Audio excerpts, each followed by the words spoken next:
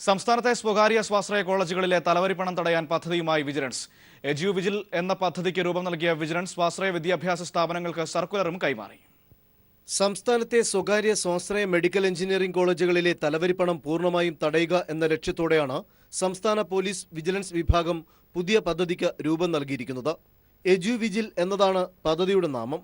പദ്ധതി അനുസരിച്ചുള്ള സർക്കുലർ എല്ലാ സ്വാശ്രയ വിദ്യാഭ്യാസ സ്ഥാപനങ്ങൾക്കും നൽകിയിരിക്കുകയാണ്. ഓരോ കോളേജുകളും അവരുടെ കോളേജ് ഓഫീസുകളിൽ ഈ കോളേജിൽ തലവരിപ്പണം ഉൾപ്പെടെയുള്ള യാതൊരു ഡെപ്പോസിറ്റുകളും വാങ്ങുന്നില്ല എന്ന ബോർഡ് എഴുതി പ്രദർശിപ്പിക്കണമെന്ന് വിജിലൻസ് നൽകിയ സർക്കുലറിൽ പറയുന്നു. മറ്റു ചില നിർദ്ദേശങ്ങളും വിജിലൻസ് ഡയറക്ടർ പുറത്തിറക്കിയ കോളേജുകൾക്ക് അയച്ചുകൊടുത്ത സർക്കുലറിൽ സൂചിപ്പിക്കുന്നു. കോളേജുകളിലെ തലവരിപ്പണം അഴിമതി തടയാൻ മാനേജ്മെന്റുകൾ സഹകരിക്കണമെന്നും സർക്കുലറിൽ ആവശ്യപ്പെട്ടിട്ടുണ്ട്.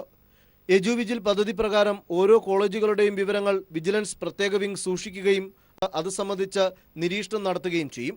കൂടാതെ വിജിലൻസ് ഉദ്യോഗസ്ഥരുടെ പരിശോധന ഈ ഘട്ടങ്ങളിൽ കോളേജുകളിൽ നടത്താനും പദ്ധതിയിൽ വിഭാവനം ചെയ്തിട്ടുണ്ട്. കോളേജുകളിൽ സർക്കാർ ഓഫീസുകളിൽ വെക്കുന്നത് പോലെ വിജിലൻസ് ആൻഡ് ആന്റി കറപ്ഷൻ ബ്യൂറോയുടെ ബോർഡുകളും സ്ഥാപിക്കും. ഇതിനൊക്കെ പുറമെ ഏതെങ്കിലും വിദ്യാർത്ഥിക്കോ രക്ഷിതാവിനോ തലവരിപ്പണം ശ്രദ്ധയിൽപ്പെട്ടാൽ ഈ സെല്ലിലേക്ക് പരാതിയും നൽകാം. പുതിയ പദ്ധതിയിലൂടെ സ്വാശ്രയ കോളേജുകളിലെ അഴിമതിയും തലവരിപ്പണവും പൂർണ്ണമായും തുടച്ചു നീക്കാനാകുമെന്ന ഉറച്ച വിശ്വാസത്തിലാണ് vigilance. Sunil Arumanoor, news bureau, Thiruvananthapuram. Note പ്രതിസന്ധിയിൽ വലഞ്ഞ ജനം പ്രതിഷേധവുമായി തെരുവിലേക്ക്. ദില്ലിയിൽ എടിഎമ്മുകൾക്ക് മുന്നിൽ വൻ പ്രതിഷേധം. മനു ശങ്കരൻ നൽകും ദില്ലിയിൽ നിന്നും വിവരങ്ങൾ. മനു, വലിയ പ്രതിഷേധമാണ് ദില്ലിയിൽ ആഞ്ഞടിച്ചത് നോട്ട് പ്രതിസന്ധിക്കെതിരെ. എന്താണ് സംഭവിച്ചത്? ദില്ലിയിൽ എന്തായാലും കാര്യങ്ങൾ കൂടുതൽ പ്രതിസന്ധിയിലേക്ക് നീങ്ങുകയാണ്. എടിഎമ്മുകൾ ഭൂരിഭാഗവും പ്രവർത്തനക്ഷമമാണ്. ഇതിനെ തുടർന്ന് ബാങ്കുകളിൽ നേരിട്ടെത്തി പണം മാറുന്നതിനുള്ള ശ്രമമാണ് ജനങ്ങൾ നടത്തുന്നത്. എന്നാൽ പുലർച്ചെ മുതൽ തന്നെ വലിയ ക്യൂ ആണ് ബാങ്കുകൾക്ക് മുന്നിൽ കാണാനാകുന്നത്. ബാങ്കുകളിൽ പണം തീർന്നൊരവസ്ഥയാണ്. ഇതിനെ തുടർന്ന് ഈ പുലർച്ചെ മുതൽ കാണപ്പെടുന്ന ക്യൂ അതേ സ്ഥിതിയിൽ തന്നെ നിൽക്കുകയാണ്. ഈ ബാങ്കുകൾ നൽകുന്ന വിശദീകരണം, റിസർവ് ബാങ്ക് പണം നൽകാതെ എങ്ങനെ അവർ കൊണ്ടുവരുന്ന പഴയ നോട്ടുകൾ മാറി പുതിയ നോട്ടുകൾ നൽകുമെന്ന സംശയമാണ് ബാങ്കുകളും പ്രകടിപ്പിക്കുന്നത്. ഇതിനെ തുടർന്ന് ധനകാര്യ മന്ത്രാലയം പ്രധാനമന്ത്രിയുടെ അധ്യക്ഷതയിൽ ധനകാര്യ മന്ത്രാലയം അതോടൊപ്പം റിസർവ് ബാങ്കിലെ ഉദ്യോഗസ്ഥർ എന്നിവരുടെ ആഭിമുഖ്യത്തിൽ ഇന്ന് ഉന്നതതല യോഗം ചേരുന്നുണ്ട്. ഈ യോഗത്തിന് ശേഷം ഇത് സംബന്ധിച്ച സാങ്കേതിക പ്രശ്നങ്ങൾ സംബന്ധിച്ചൊരു പരിഹാരം ചർച്ച ചെയ്യുന്നതിനായാണ് ഈ യോഗം നടക്കുക. വിവിധ ബാങ്കുകൾക്ക് മുന്നിൽ വലിയ ക്യൂ ആണ് ദൃശ്യമാകുന്നത്. ആളുകൾ ചില സമയങ്ങളിൽ അക്രമാസക്തർ വരെ ആകുന്നുണ്ട്. ബാങ്കുകൾ പണം കൈമാറാൻ തയ്യാറാകാത്തതിനാൽ ആളുകൾ ചോദ്യം ചെയ്യുകയും തുടർന്ന് ഇത് ചെറിയ രീതിയിൽ കയ്യാങ്കളിയിലേക്കൊക്കെ മാറുകയും ചെയ്യുന്നുണ്ട്. ആളുകളുടെ ചില പ്രതികരണത്തിലേക്കും മറ്റും നമ്മൾക്ക് പോകാം.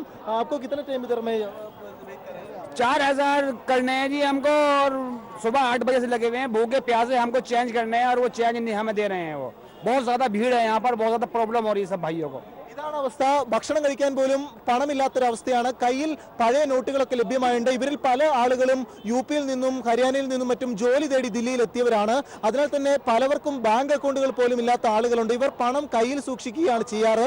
ഈ പണം മാറാനായി ബാങ്കുകളിൽ എത്തിയപ്പോഴാണ് ഈ പ്രതിസന്ധി നിലനിൽക്കുന്നത്. സ്ത്രീകളടക്കമുള്ളവർ മണിക്കൂറുകളോളം ക്യൂ നിൽക്കുകയാണ്.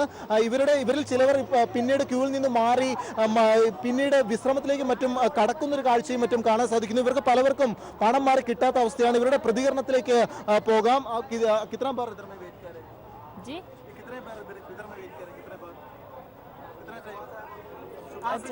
हाँ, सुबह 6 बजे से लगे हम, सुबह से 6 बजे से लगा अब मेरा काम हुआ है.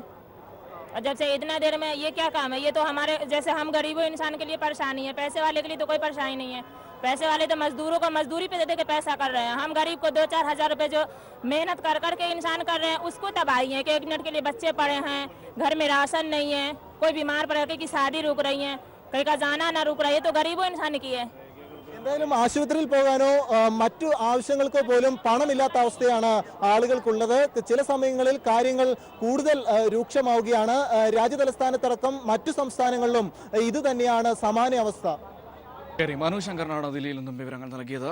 ഇനി സംസ്ഥാനത്തെ വിശദാംശങ്ങളിലേക്ക് കടക്കാം. രാജ്യത്തെ നോട്ടുകൾ പിൻവലിച്ച് 5 ദിവസം പ്രതിസന്ധി രൂക്ഷമായി തുടരുകയാണ്.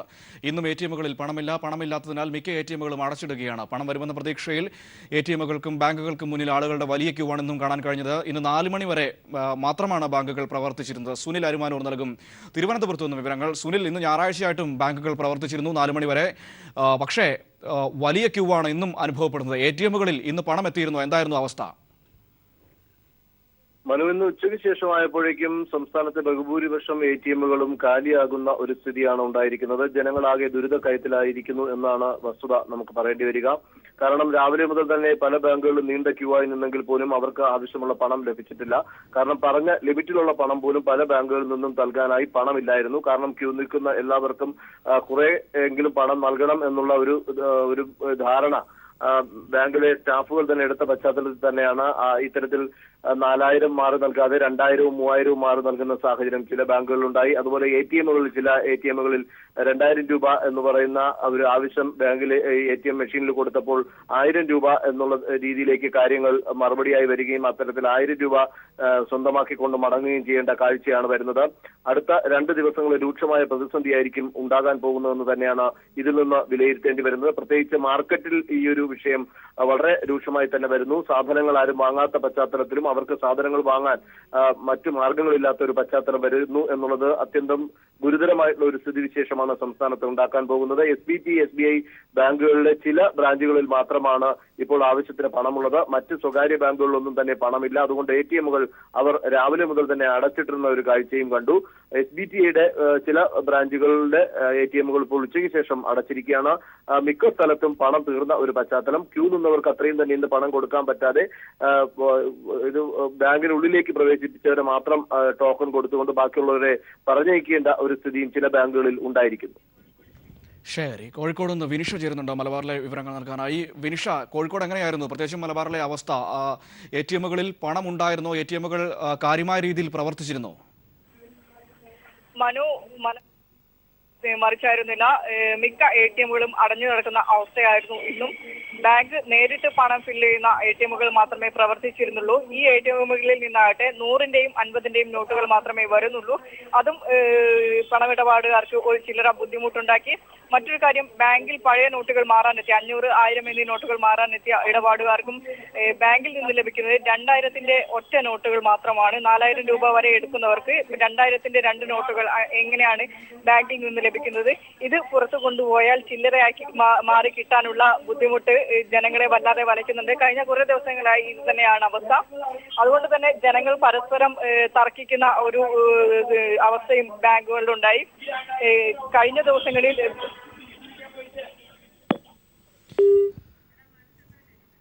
വിനിഷയുടെ ടെലിഫോൺ ബന്ധം കട്ടായിരിക്കുന്നു. മാത്രമല്ല, ഇന്ന് പ്രധാനമന്ത്രി അതേസമയം ഉന്നതതല യോഗമൊക്കെ വിളിച്ചിരുന്നു. നോട്ടുകൾ പിൻവലിച്ച നടപടിയെ ന്യായീകരിച്ച് പ്രധാനമന്ത്രി രംഗത്ത് വന്നിരുന്നു. നോട്ട് പിൻവലിച്ചത് ജനങ്ങളുടെ ജീവിത നിലവാരം ഉയർത്താനെന്ന് പ്രധാനമന്ത്രി പറഞ്ഞു. 10 മാസത്തെ ആസൂത്രണത്തിന് ശേഷമാണ് പദ്ധതി നടപ്പിലാക്കിയതെന്നും ഡിസംബർ 30-ഓടെ എല്ലാ പ്രശ്നങ്ങളും പരിഹരിക്കുമെന്നും പ്രധാനമന്ത്രി പറഞ്ഞു. നോട്ട് പ്രശ്നത്തിൽ പ്രധാനമന്ത്രി, ധനവകുപ്പ്, RBI ഉന്നത ഉദ്യോഗസ്ഥർ എന്നിവരുടെ യോഗവും വിളിച്ചിട്ടുണ്ട്. മനുശങ്കരൻ നൽകും വിവരങ്ങൾ. വിശദാംശങ്ങൾ എന്താണ്? മനു, 1000, 500 രൂപ നോട്ടുകൾ പിൻവലിച്ച സർക്കാർ നടപടിക്ക് പിന്നാലെ ജനങ്ങൾ ദുരിതം അനുഭവിക്കുന്ന പശ്ചാത്തലത്തിൽ കൂടിയാണ് ഉന്നതതല യോഗം വിളിച്ചിരിക്കുന്നത്. പ്രധാനമന്ത്രിയുടെ അധ്യക്ഷതയിൽ വിളിച്ചിരിക്കുന്ന ഉന്നതതല യോഗം അല്പസമയങ്ങൾക്കകം ദില്ലിയിൽ ആരംഭിക്കും. പ്രധാനമന്ത്രി നരേന്ദ്രമോദി ഇന്ന് ഗോവയിൽ ഒരു വിമാനത്താവള ഉദ്ഘാടനവുമായി ബന്ധപ്പെട്ട ചടങ്ങിലായിരുന്നു. ഇതിനുശേഷം കർണാടകയിൽ ഒരു ചടങ്ങിൽ പങ്കെടുക്കുന്നുണ്ട്. ഇതിനുശേഷം ഇന്ന് വൈകിട്ട് 6 മണിയോട് കൂടിയാണ് ദില്ലിയിൽ തിരിച്ചെത്തുക. ഇതിനുശേഷമാകും ഉന്നതതല യോഗം നടക്കുക. ഈ യോഗത്തിൽ പ്രധാനമായും ഈ നോട്ട് പരിഷ്കരണവുമായി ബന്ധപ്പെട്ട് സർക്കാർ നടത്തിയ നീക്കങ്ങളും ഇതിന് പിന്നാലെ നേരിട്ട തിരിച്ചടികളും സംബന്ധിച്ചുള്ള വിഷയങ്ങൾ ചർച്ചയിൽ ഉയരുമെന്നാണ് അറിയുന്നത്. ധനകാര്യമന്ത്രി അരുൺ ജെയ്റ്റ്ലിയുടെ അധ്യക്ഷതയിൽ പ്രധാനമായും ധനകാര്യ മന്ത്രാലയത്തിലെ ഉന്നത ഉദ്യോഗസ്ഥർ, അതോടൊപ്പം RBI ഉന്നത ഉദ്യോഗസ്ഥർ എന്നിവർ ചർച്ചയിൽ പങ്കെടുക്കും. 2000 രൂപ നോട്ടുകൾ ATM-ൽ നിറയ്ക്കുന്നതിലെ സാങ്കേതിക പ്രശ്നങ്ങൾ പരിഹരിക്കുന്നത് സംബന്ധിച്ചുള്ള നിർദ്ദേശങ്ങൾ RBI ഈ യോഗത്തിൽ ഉയർത്തും എന്നാണ് അറിയുന്നത്. അതോടൊപ്പം 500 രൂപ നോട്ടുകൾ കൂടുതലായി ഇറക്കുന്നത് സംബന്ധിച്ചുള്ള നിർദ്ദേശവും RBI മുന്നോട്ട് വയ്ക്കുമെന്നാണ് അറിയുന്നത്. ബാങ്കുകൾ നിലവിൽ 100-ന്റെയും 50 രൂപ നോട്ടുകളുമാണ് ATM-കളിലൂടെ വിതരണം ചെയ്യുന്നത്. ഇതിന്റെ ക്ഷാമം വളരെയധികം ബാങ്കുകളിലുണ്ട്. അതിനാൽ തന്നെ ഇത് കൂടുതലായി ലഭ്യമാക്കണമെന്ന് ബാങ്കുകൾ റിസർവ് ബാങ്കിനോട് ആവശ്യപ്പെട്ടിരുന്നു. അതിനാൽ തന്നെ ഈ നിർദ്ദേശവും റിസർവ് ബാങ്ക് ഇന്നത്തെ ചർച്ചയിൽ ഉന്നയിക്കും. അടുത്ത മാസം ആദ്യത്തോടു കൂടി തന്നെ 1000 രൂപ നോട്ടുകൾ കൂടുതലായി അച്ചടിക്കാനുള്ള ഒരു തീരുമാനമാണ് സർക്കാർ കൈക്കൊണ്ടിരിക്കുന്നത്. ഇത് സംബന്ധിച്ചുള്ള തീരുമാനവും ഇന്നത്തെ ഉന്നതതല യോഗത്തിൽ ഉണ്ടാകുമെന്നാണ് അറിയുന്നത്. ഇന്ന് ഗോവ വിമാനത്താവളം ഉദ്ഘാടനം ചെയ്ത ശേഷം പ്രധാനമന്ത്രി നരേന്ദ്രമോദി തന്നെ സർക്കാരിന്റെ നോട്ട് പിൻവലിക്കൽ നീക്കത്തെ പ്രശംസിച്ചുകൊണ്ട് വീണ്ടും രംഗത്തെത്തുകയുണ്ടായി. സർക്കാരിന് ഒന്നും മറച്ചുവെക്കാനില്ലെന്നും അഴിമതിക്കെതിരെ പോരാടാൻ ജനങ്ങൾ വോട്ട് നൽകിയ സർക്കാർ ആ വാക്ക് പാലിക്കുകയാണെന്നുമാണ് നരേന്ദ്രമോദി വ്യക്തമാക്കിയത്. ഉണ്ടായത്. 70 വർഷമായി രാജ്യത്ത് കള്ളപ്പണ രോഗഭീതിയിലാണ്. ഈ കള്ളപ്പണ രോഗഭീതി അകറ്റുന്നതിനുള്ള നീക്കങ്ങളാണ് സർക്കാർ നടത്തുന്നത്. പാവപ്പെട്ടവന്റെ ജീവിത നിലവാരം ഉയർത്താനാണ് സർക്കാർ ശ്രമം നടത്തുന്നതെന്നും ഡിസംബർ 30 ഈ പ്രശ്നങ്ങളെല്ലാം പൂർണ്ണമായി പരിഹരിക്കപ്പെടുമെന്നാണ് പ്രധാനമന്ത്രി ഗോവയിൽ ജനങ്ങളെ അഭിസംബോധന ചെയ്യവേ പ്രസ്താവന നടത്തുകയുണ്ടായത്. ഇന്ന് വൈകിട്ട് 6 മണിയോടുകൂടി യോഗം ആരംഭിക്കും. ഈ യോഗത്തിൽ ഇത് സംബന്ധിച്ചുള്ള കാര്യങ്ങളിൽ കൃത്യമായൊരു തീരുമാനം ഉണ്ടാകുമെന്നാണ് പ്രതീക്ഷിക്കപ്പെടുന്നത്. മനു. ശരി, മനു ശങ്കറിനാണ് ദില്ലിയിൽ നിന്നും വിവരങ്ങൾ നൽകിയത്. നോട്ടുകൾ പിൻവലിച്ച നടപടിയിൽ ദുരിതത്തിലായ പൊതുജനത്തിന് ആശ്വാസമായി സംസ്ഥാന സർക്കാർ. വെള്ളക്കരവും വൈദ്യുതക്കരവും ഉൾപ്പെടെ വിവിധ സർക്കാർ ഫീസുകൾക്ക് ഈ മാസം 30 വരെ പിഴ ചുമത്തില്ല. വിവരണാതീതമായ പ്രശ്നങ്ങളാണ് കേന്ദ്രത്തിന്റെ നടപടി ജനങ്ങൾക്ക് സൃഷ്ടിച്ചതെന്ന് മുഖ്യമന്ത്രി പിണറായി വിജയനും പറഞ്ഞു. പ്രയാസമാണ് ജനങ്ങൾക്കാകെ സൃഷ്ടിച്ചിട്ടുള്ളത്. പക്ഷേ ഇത് കള്ളപ്പണം തടയാൻ ഉദ്ദേശിച്ച് സ്വീകരിച്ച നടപടിയേ അല്ല. ഇവിടുത്തെ ജനങ്ങളുടെ കയ്യിലിരിക്കുന്നത് കള്ളപ്പണമല്ല, അവർ അധ്വാനിച്ചുണ്ടാക്കിയ പണമാണെന്നും 500 രൂപ 1000 രൂപ നോട്ടുകൾ ഡിസംബർ മാസം 30 വരെ ഉപയോഗിക്കാനും മാറിയെടുക്കാനുമുള്ള സാഹചര്യം കേന്ദ്ര സർക്കാർ ഒരുക്കണമെന്നും പിണറായി വിജയൻ ആവശ്യപ്പെട്ടു. ജനങ്ങളുടെ ബുദ്ധിമുട്ട് കണക്കിലെടുത്ത സർക്കാർ സംവിധാനങ്ങളിൽ പിഴ കൂടാതെ പണമടയ്ക്കാനുള്ള സമയപരിധി ഈ മാസം 30 വരെ നീട്ടിയതായും മുഖ്യമന്ത്രി അറിയിച്ചു. വൈദ്യുതി ബില്ല്, വെള്ളക്കരം, പരീക്ഷാ ഫീസ്, വിദ്യാഭ്യാസ സ്ഥാപനങ്ങളിലെ ഫീസ്, വീട്ടുകാർ തദ്ദേശ സ്വയംഭരണ സ്ഥാപനങ്ങളിലേക്ക് കൊടുക്കേണ്ട ഫീസുകൾ, ഇത് കെട്ടിട നികുതി, ഇത്തരം കാര്യങ്ങൾക്കൊക്കെ ഇപ്പോൾ അടക്കേണ്ടതിന് പിഴ ഈടാക്കുന്ന നിലയുണ്ടാവില്ല. ഈ മാസം അവസാനം വരെ അവർക്ക് സാവകാശം കൊടുക്കുകയാണ്. അതുപോലെ തന്നെ മോട്ടോർ വാഹന വകുപ്പിൽ ഓട്ടോറിക്ഷ, ടാക്സി, ചരക്ക് വാഹനങ്ങൾ തുടങ്ങിയവയുടെ നികുതിയും പിഴ കൂടാതെ നവംബർ 30 വരെ അടക്കാൻ പറ്റും. എന്നാൽ നിയമപരമായി അടക്കേണ്ട വാറ്റ്, എക്സൈസ് ഈ നികുതികൾക്ക് ഈ അളവ് ബാധകമാക്കാനാവില്ല. കേന്ദ്ര ധനകാര്യ വകുപ്പ് മന്ത്രിയുമായി ദില്ലിയിൽ കൂടിക്കാഴ്ച നടത്തി സംസ്ഥാനത്തിന്റെ സ്ഥിതി ബോധ്യപ്പെടുത്തുമെന്നും മുഖ്യമന്ത്രി പിണറായി വിജയൻ കൂട്ടിച്ചേർത്തു. News bureau, Thiruvananthapuram. നോട്ട് അസാധുവാക്കിക്കൊണ്ടുള്ള നരേന്ദ്രമോദിയുടെ തീരുമാനം ജനങ്ങൾക്ക് നേരെയുള്ള മിന്നലാക്രമണമെന്ന് CPIM സംസ്ഥാന സെക്രട്ടറി കോടിയേരി ബാലകൃഷ്ണൻ. സർക്കാർ തീരുമാനം നേരത്തെ തന്നെ BJPയുമായി ബന്ധമുള്ള പലർക്കും അറിയാമായിരുന്നു. കഴിഞ്ഞ 6 മാസത്തിനുള്ളിൽ BJP നടത്തിയ പണമിടപാടുകളെക്കുറിച്ച് ജുഡീഷ്യൽ അന്വേഷണം നടത്തണമെന്നും കോടിയേരി ആവശ്യപ്പെട്ടു. ഇത് യാതൊരുവിധ തയ്യാറെടുപ്പ് നടത്താതെ ജനങ്ങൾക്ക് ആവശ്യമായിട്ടുള്ള മുന്നറിയിപ്പ് കൊടുക്കാതെ എടുത്ത നടപടി ജനങ്ങൾക്ക് നേരെ നരേന്ദ്രമോദി നടത്തിയൊരു മിന്നലാക്രമണമാണ്. ഇതിൻ്റെ ഭാഗമായി കഴിഞ്ഞ 6 മാസത്തിനിടയിൽ BJPയുടെ അക്കൗണ്ടിലേക്ക് വന്ന പണവും അവർ നടത്തിയിട്ടുള്ള പണമിടപാടുകളും ഒരു ജുഡീഷ്യൽ അന്വേഷണത്തിന് വിധേയമാക്കണം. അല്ല, രാജ്യസ്നേഹം അവർക്കുണ്ടായിരുന്നെങ്കിൽ ജനങ്ങളെയാണ് ആദ്യം സ്നേഹിക്കേണ്ടത്. 500, 1000 രൂപ നോട്ടുകൾ പിൻവലിക്കാനുള്ള കേന്ദ്ര തീരുമാനം ഭ്രാന്തൻ തീരുമാനമെന്ന് ധനമന്ത്രി തോമസ് ഐസക് പറഞ്ഞു. UP തെരഞ്ഞെടുപ്പുമായി ഈ തീരുമാനത്തിന് ബന്ധമുണ്ടോ എന്ന് സംശയിക്കേണ്ടിയിരിക്കുന്നു. അർദ്ധരാത്രിയിൽ നോട്ടുകൾ പിൻവലിച്ച നടപടി ജനങ്ങളെ പരിഭ്രാന്തിയിലാക്കിയിരിക്കുന്നു. തൊഴിലും കൂലിയുമില്ലാതെ ജനങ്ങൾ പട്ടിണിയിൽ നീങ്ങുകയാണെന്നും ധനമന്ത്രി പറഞ്ഞു. ഇത് ഒരു ഭ്രാന്താണ് കാണിച്ചിരിക്കുന്നത്. ഇന്ത്യയിലാകെയുള്ള നോട്ടിന്റെ 84% മൂല്യം വരും 500-ന്റെയും 1000-ന്റെയും നോട്ട്. ഒരു അർദ്ധരാത്രിയിൽ തയ്യാറെടുപ്പില്ലാതെ അതൊക്കെ അസാധുവാണെന്ന് പ്രഖ്യാപിച്ച സമ്പദ്ഘടന നിശ്ചലാവില്ലേ? അതാ ഇപ്പൊ നടന്നുകൊണ്ടിരിക്കുന്നത്. അപ്പോഴും ഞാൻ വിചാരിച്ചിരുന്നത് 1000-ഉം 500-ഉം 2000-ഉം ഒക്കെ അടിച്ചു വെച്ചിട്ടുണ്ടാവുന്നതാണ്. ഇപ്പോഴാണ് മനസ്സിലാവുന്നത് അടിക്കാൻ പോകുന്നേ ഉള്ളൂ.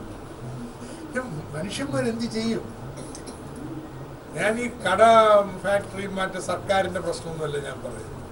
നാട്ടിൽ പണി നിന്നു, കൂലി കൊടുക്കാൻ പറ്റുന്നില്ല. തോട്ടങ്ങളിൽ ഒരാഴ്ചത്തെ കൂലിയാണ് കൊടുക്കുന്നത്. എവിടെ കാശ്? 84% പണം അപ്രത്യക്ഷമായി. എങ്ങനെ കൂലി കൊടുക്കും? എങ്ങനെ ആളുകൾ സാധനങ്ങൾ വാങ്ങും? ഈ പണിയില്ല, കൂലിയില്ല എന്നുള്ളത് വലിയൊരു ദുരന്തത്തിലേക്ക് കൊണ്ടുപോയാണ് സംസ്ഥാനത്ത്. കാവ്യവൽക്കരണത്തിനെതിരെ ന്യൂസ് 18 ചാനലിൽ പൊട്ടിത്തെറി. ഹിന്ദുത്വ അജണ്ടയിൽ പ്രതിഷേധിച്ച ചാനലിൽ നിന്ന് കൂട്ടരാജി. കാവ്യവൽക്കരണത്തിന്റെ ഭാഗമായി CPIM നേതാക്കളെ നിരീക്ഷിക്കുന്നത് അടക്കമുള്ള നടപടികളാണ് ചാനലിൽ നടക്കുന്നത്. ജീവൻ കുമാർ നൽകും തിരുവനന്തപുരത്തു നിന്നും വിവരങ്ങൾ. ജീവൻ, എങ്ങനെയാണ് ന്യൂസ് 18 ഈ ഹിന്ദുത്വ അജണ്ട അവരുടെ വാർത്തയിലും വീക്ഷണങ്ങളിലും പ്രായോഗികമാക്കുന്നത്? ഒപ്പം തന്നെ ജീവനക്കാർക്കിടയിൽ ഇതിന്റെ പ്രതിഷേധം എങ്ങനെയാണ് അലയടിക്കുന്നത്? മനു, ന്യൂസ് 18 കേരളം എന്ന റിലയൻസ് ഉടമസ്ഥയിലുള്ള ചാനലിന്റെ തലപ്പത്ത് നിന്ന് ഇതിനോടകം 4 പേരാണ് രാജിവെച്ചിരിക്കുന്നത്. Assistant news editor V Unnikrishnan, senior ആങ്കർമാരായ SV Pradeep, Firoz Ali Muhammad, senior copy editor P Hari എന്നിവരാണ് ഇതിനോടകം രാജിവെച്ചത്. ചാനലിൽ റിലയൻസ് മാനേജ്മെന്റിന്റെ നേതൃത്വത്തിൽ കാവ്യവൽക്കരണ നീക്കം നടക്കുകയാണെന്ന് അവിടെ നിന്നും ഇതിനോടകം രാജിവെച്ച എസ് പി പ്രദീപും ഹാരിയും സ്ഥിരീകരിക്കുകയും ചെയ്തു. KP ജയദീപ്, രാജീവ് ദേവരാജ്, TJ ശ്രീലാൽ എന്നിവർ ഉൾപ്പെട്ട ഒരു മൂവർ സംഘത്തിനാണ് ഇത് സംബന്ധിച്ചുള്ള നടപടികൾ നടപ്പിലാക്കുന്നതിനായുള്ള അസൈൻമെന്റ് മുകളിൽ നിന്നുള്ള നിർദ്ദേശത്തിന്റെ അടിസ്ഥാനത്തിൽ നൽകിയിരിക്കുന്നത് എന്നാണ് നമുക്ക് മനസ്സിലാക്കാൻ കഴിയുന്നത്. CPIM-നെ ലക്ഷ്യം വെച്ച് BJPക്ക് വേണ്ടി വാർത്താ ഉള്ളടക്കം കരുപിടിപ്പിക്കുക എന്നതാണ് ഇതിനോടകം ചാനലിന്റെ മേധാവിമാർ താഴേക്ക് നൽകിയിരിക്കുന്ന ദൗത്യം. CPIM നേതാക്കളെ മോണിറ്റർ ചെയ്യുന്നതിനാണ് ബ്യൂറോകളെ ഏൽപ്പിച്ചിട്ടുള്ള മറ്റൊരു രഹസ്യ ദൗത്യം. BJP ഇതര നേതാക്കന്മാരുടെ ദൈനംദിന ഷെഡ്യൂളുകൾ, നടപടികൾ നിരീക്ഷിക്കാനും നിർദ്ദേശമുണ്ട്. ചാനലിന്റെ നിയന്ത്രണം ETVയിൽ നിന്നും റിലയൻസ് ഏറ്റെടുത്തതിന് ശേഷമാണ് ഇത്തരത്തിലുള്ള ചില മാറ്റങ്ങൾ ഉണ്ടായി തുടങ്ങിയത്. ഇതിനായി ആദ്യകാല മേധാവി പ്രമോദ് രാഘവനെ ആദ്യം വാർത്താ ചുമതലയിൽ നിന്നും നീക്കം ചെയ്തു. നേരത്തെ ഉണ്ടായിരുന്ന മാധ്യമ പ്രവർത്തകരിൽ ചിലർ ഇതിനോടകം പാർശ്വവൽക്കരിക്കപ്പെട്ട നിലയിലാണ്. വൻതുക ശമ്പളം നൽകി ഒരു സംഘം പുതിയതായി ചാനലിലേക്ക് വരുന്നു. ചാനലിൽ ഇരട്ട ശമ്പളത്തിന്റെ ഒരേ സ്ഥാപനത്തിൽ പണിയെടുക്കുന്ന ആളുകൾ ഇരട്ട ശമ്പളം വാങ്ങുന്നു എന്ന ആരോപണം ഇതിനോടകം ഉയർന്നു കഴിഞ്ഞിട്ടുണ്ട്. ഇതടക്കമുള്ള പ്രശ്നങ്ങളിൽ ചാനലിന് ഉള്ളിൽ മാധ്യമ പ്രവർത്തകർക്കിടയിൽ കടുത്ത അസംതൃപ്തി നിലനിൽക്കുന്നതായിട്ടാണ് നമുക്ക് മനസ്സിലാക്കാൻ കഴിയുന്നവരും. ശരി, ജീവനാണ് തിരുവനന്തപുരത്തു നിന്നും വിവരങ്ങൾ നൽകിയത്. മുഖ്യമന്ത്രി പിണറായി വിജയൻ മുംബൈ മലയാളികളുടെ പൗരസ്വീകരണ ചടങ്ങിലും മലയാളി വ്യവസായികളുടെ യോഗത്തിലും പങ്കെടുക്കുന്നതിനായാണ് മുഖ്യമന്ത്രി മഹാനഗരത്തിലെത്തിയത്. കേരള മുഖ്യമന്ത്രിയായി ചുമതലയേറ്റ ശേഷം പിണറായി വിജയൻ ആദ്യമായി മുംബൈയിലെത്തുമ്പോൾ ഏറെ പ്രതീക്ഷയിലാണ് നഗരത്തിലെ മലയാളി സമൂഹം. മുംബൈ വിമാനത്താവളത്തിലിറങ്ങിയ കേരള മുഖ്യമന്ത്രിക്ക് ആവേശകരമായ വരവേൽപ്പാണ് നഗരം നൽകിയത്.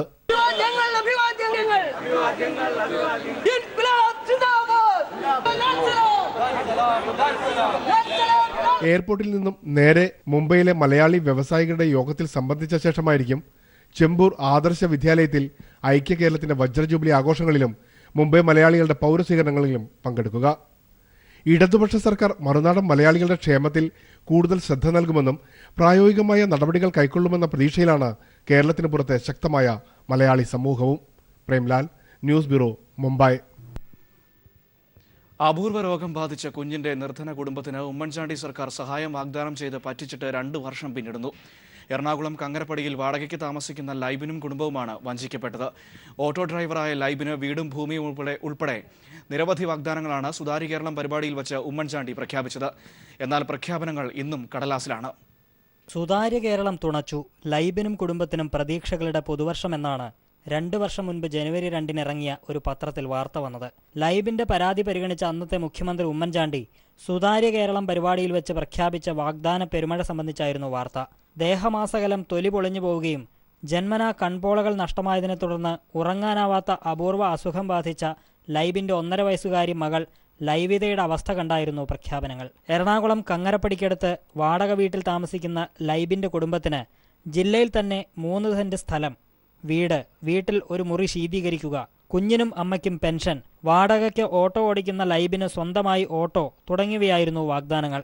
എന്നാൽ പിന്നെന്തുണ്ടായി എന്ന് ലൈബിൻ തന്നെ പറയും. കളക്ടറേറ്റ് കയറി ഇറങ്ങുമ്പോഴൊക്കെ അവർ പറയണത് ഇപ്പോൾ ശരിയാക്കി തരാം, പിന്നെ ആ സ്ഥലം സ്മാർട്ട് സിറ്റി എടുത്തു പോയി എന്നൊക്കെയാണ് എൻ്റെ അടുത്ത് പറഞ്ഞത്. അതിനുശേഷം ഞാൻ അവിടെ ചെന്ന് നോക്കുമ്പോൾ അവിടെ വേറെ ആൾക്കാർ വീട് വെക്കുന്നുണ്ട്. സാധാരണക്കാരായ പാവപ്പെട്ടവർക്ക് ഇങ്ങനെയുള്ള വാഗ്ദാനങ്ങളും കൊടുക്കാതിരിക്കുക എന്നുള്ളതാണ്. പറ്റുന്നതേ ചെയ്യാൻ പാടുള്ളൂ. ലൈവിതയ്ക്കിപ്പോൾ പ്രായം 3.5 വയസ്സ്. അസുഖത്തിന് ഒരു കുറവുമില്ല. സർക്കാർ സഹായം തന്നെയാണ് ഈ കുടുംബം പ്രതീക്ഷിക്കുന്നത്. മുൻ മുഖ്യമന്ത്രി ഉമ്മൻചാണ്ടി പറഞ്ഞു പറ്റിച്ചവരുടെ കൂട്ടത്തിൽ ലൈബിൻ്റെ കുടുംബവും ഉൾപ്പെടുന്നു. ഈ ലൈവിതയ്ക്കായി നിരവധി വാഗ്ദാനങ്ങളാണ് മുൻ സർക്കാർ വാഗ്ദാനം ചെയ്തതെങ്കിലും അതെല്ലാം കടലാസിൽ മാത്രമായി ഇപ്പോഴും അവശേഷിക്കുകയാണ്. കങ്ങരപ്പടിയിലെ ലൈബിൻ്റെ വീട്ടിൽ നിന്നും ക്യാമറാമാൻ മനോജ് ചങ്ങനാശ്ശേരിക്കൊപ്പം KM ഉമേഷ്.